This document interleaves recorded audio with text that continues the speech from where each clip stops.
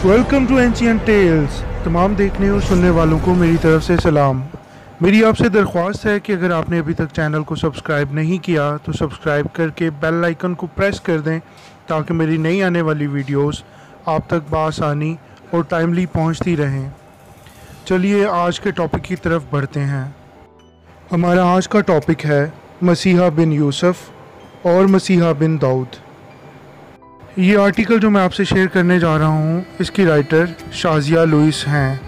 Sister Shazia एक बेहतरीन Bible teacher हैं। बाइबल स्टडी से रिलेटेड इनकी खिदमात को जितना सराहा जाए कम है। इन्होंने बाइबल स्टडी के हवाले से बेशुमार आर्टिकल्स लिखे हैं जिनको पढ़ने के बाद हम इस काबिल हो जाते हैं कि खुदावंद के कलाम को आसानी से समझ सकें। अगर आप भी शाजिया बाजी के लिखे हुए आर्टिकल्स पढ़ना चाहते हैं तो बैक टू तौरा के नाम से शाजिया बाजी की एक वेबसाइट है जहां वो बाइबल स्टडी से रिलेटेड अपने आर्टिकल्स पोस्ट करती हैं। मैं आपको सजेस्ट करूंगा कि आप बैक टू तौरा विज़िट करें ताकि आप खुदावंद के कलाम को बेहतर तरीके से समझ सकें। बैक टू तौरा में आपको आपके सवालों के जवाबात भी बयान किए जाएंगे। मसीहा बिन यूसुफ और मसीहा बिन दाऊद। मैं चाह रहा था कि मलके सदक पर वीडियो बनाऊं, लेकिन मुझे लगा कि मलके सदक से पहले मुझे ये आर्टिकल आपसे शेयर करना चाहिए। मेरी ज़ाती राय है कि मलके सदक पर स्टडी करने से पहले मसीहा बिन यूसुफ और मसीहा बिन दाऊद के बारे में जानना बहुत ज़रूरी है। इससे पहले कि मैं इस उन्वान की तफसील बयान करूं, मैं आपको थोड़ा बहुत तलमूद के बारे में बताता चलूं।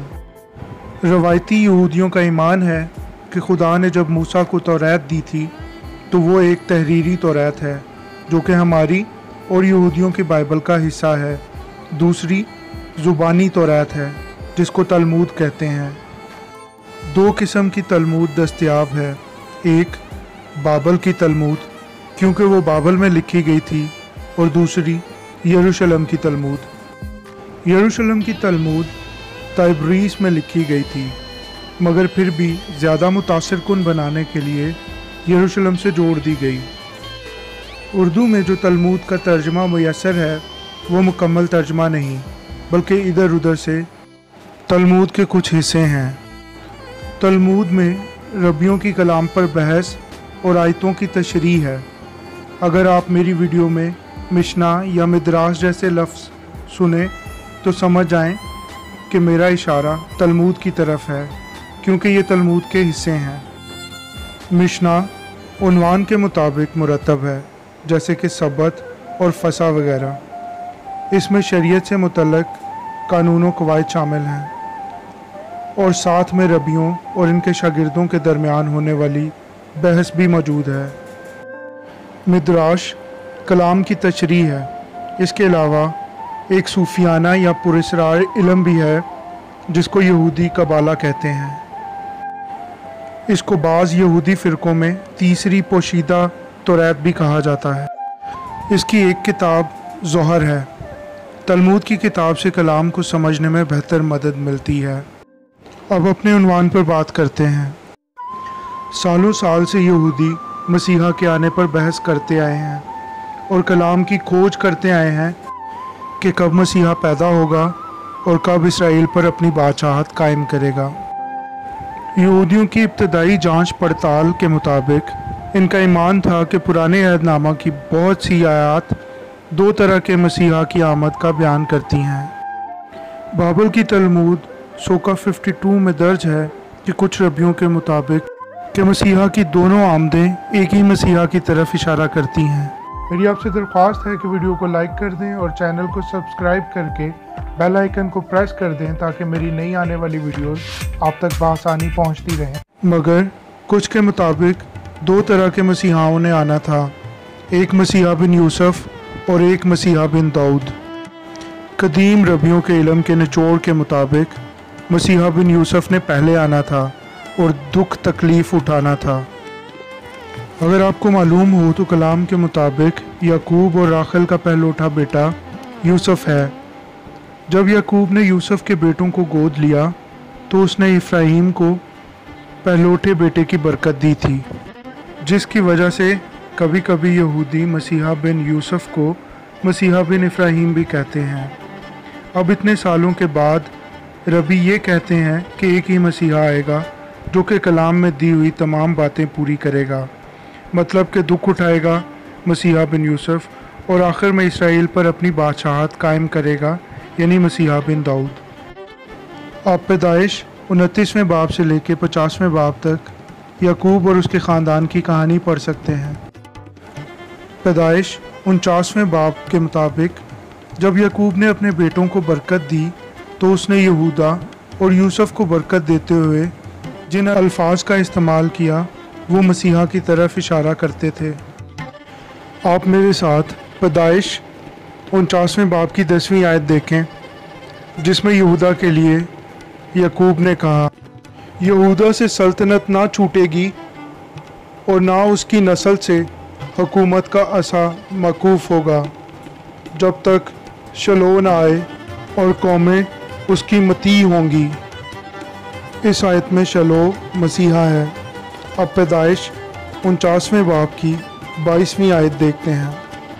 यूसुफ एक फलदार पौधा है, ऐसा फलदार पौधा जो पानी के चश्मा के पास लगा हुआ हो और उसकी शाखें दीवार पर फैल गई हों। इस आयत में फलदार पौधा फरावानी में खुदा की बरकतों का इजहार है। मसलन 128 ज़बूर उसकी 3री आयत और हिजकियेल 19वें बाब की 10वीं आयत में भी हमें कुछ ऐसा ही पढ़ने को मिलता है। जब याकूब ने यूसुफ के दोनों बेटों को बरकत दी तो उसने इब्राहीम को पहलोठे की बरकत दी। आप यिर्मयाह 31वें बाब की 9वीं आयत में भी देख सकते हैं कि खुदावन ने इब्राहीम को पहलोठा ठहराया और यूसुफ को अपने भाइयों की निस्बत एक हिस्सा ज़्यादा दिया। पहले तवारीख 5वें बाब की पहली 2 आयत और इस्तिस्ना 33वें बाब की 13वीं से 17वीं आयत के मुताबिक पहलोठे बेटे का जो हक बनता है वो आप देख सकते हैं। मैं पैदाइश 49वें बाब की 22वीं आयत को इब्रानी में भी दिखा रहा हूँ ताकि हम इसको थोड़ा गहराई में देख सकें। बनूत बिन्नत की जमा है और आप समझ ही गए होंगे कि इसका मतलब बेटियां हैं, जिसका तर्जमा उर्दू कलाम में शाखें किया गया है। तर्जमा गलत नहीं है। बन का मतलब बेटा है। पौरीत का मतलब फलदार होना है। बहुत से रबी इस बात की तरफ इशारा करते हैं कि मसीहा ने चूँकि दाऊद के घराने से पैदा होना है, इसलिए ये कहना कि मसीहा बिन यूसुफ आएगा सही नहीं। कुछ के ख्याल में चूँकि यूसुफ को पहलोठे का हक मिला इसलिए मसीहा उसके घराने से पैदा होगा, और कुछ के हिसाब से वो लावी से पैदा होगा, ख़ास तौर पर हारून की नस्ल से, क्योंकि वो सरदार काहिन होगा। वो सब अपनी जगह पर सही हैं, क्योंकि मसीहा बिन यूसुफ की मानंद था, मगर यूसुफ के घराने से नहीं था। यीशु मसीह का नसबनामा मत्ती की अंजील पहले बाब और लूका की अंजील 3रे बाब में दर्ज है, जो कि यीशु का दाऊद के घराने से पैदा होने का जिक्र करता है। रोमियो 8वें बाब की 29वीं आयत के मुताबिक यीशु अपने भाइयों में पहलोठा ठहरा। हमें इस बात का भी इल्म है कि यशवा यानी यीशु मसीह मलके सदक के तरीके का अब तक काहिन है। मसीहा बिन यूसुफ और मसीहा बिन दाऊद, ये 2 खिताब मसीह की 2 तरह की आमद और जो काम उसने अंजाम देने थे उनको बयान करता है।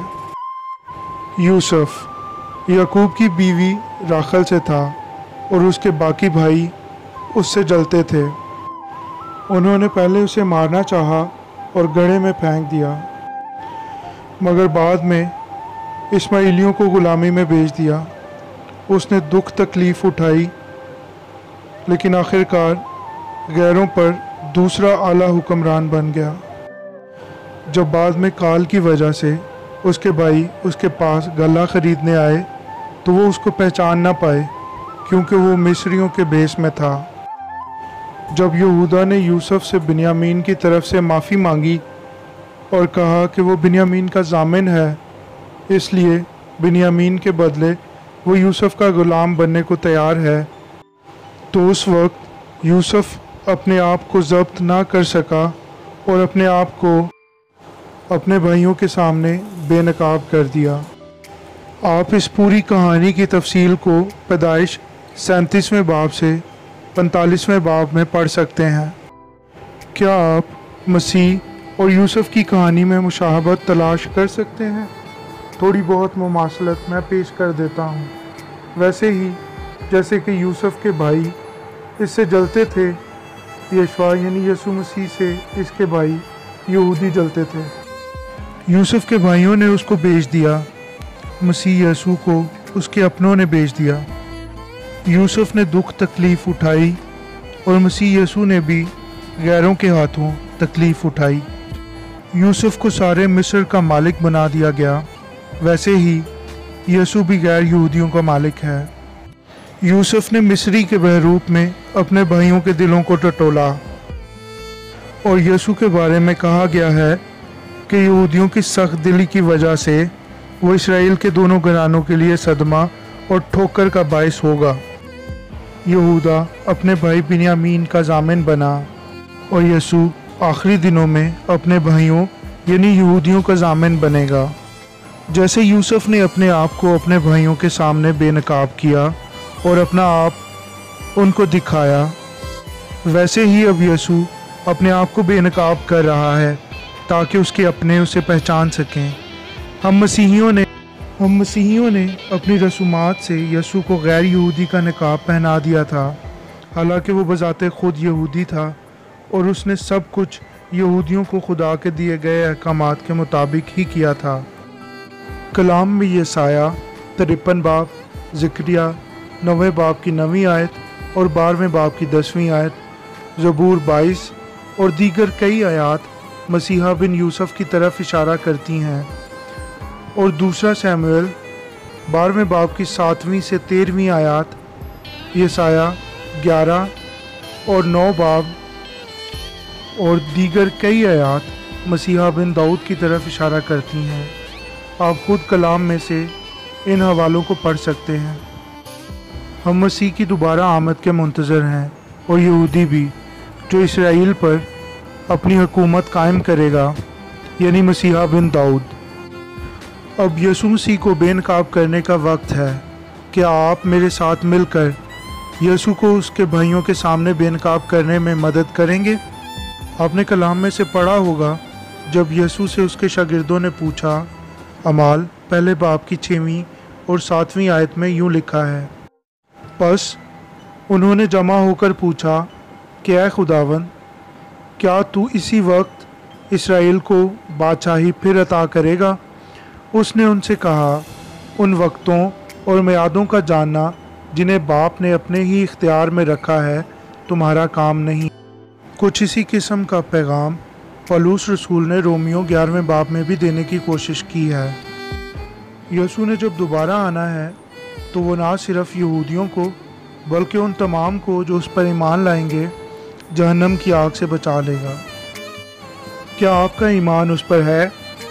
अगर नहीं तो आप उसको अभी अपने दिल में आने के लिए कह सकते हैं, क्योंकि वो आपके दिल का दरवाज़ा खटखटा रहा है। आप उसको अपने दिल का दरवाज़ा खोल कर अंदर आने के लिए कहेंगे तो वो ज़रूर आपके दिल में दाखिल होगा, क्योंकि यसु ने मुकाशफा 3 बाब की 20वीं आयत में कहा है, देख मैं दरवाज़ा पर खड़ा हुआ खटखटाता हूँ। अगर कोई मेरी आवाज़ सुनकर दरवाज़ा खोलेगा तो मैं उसके पास अंदर जाकर उसके साथ खाना खाऊंगा और वो मेरे साथ। यहाँ तक साथ देने के लिए आपका बहुत बहुत शुक्रिया। अगर आपको वीडियो अच्छी लगी तो प्लीज़ लाइक करें, कमेंट करें और अगर आपने अभी तक चैनल को सब्सक्राइब नहीं किया तो प्लीज़ सब्सक्राइब कर दें।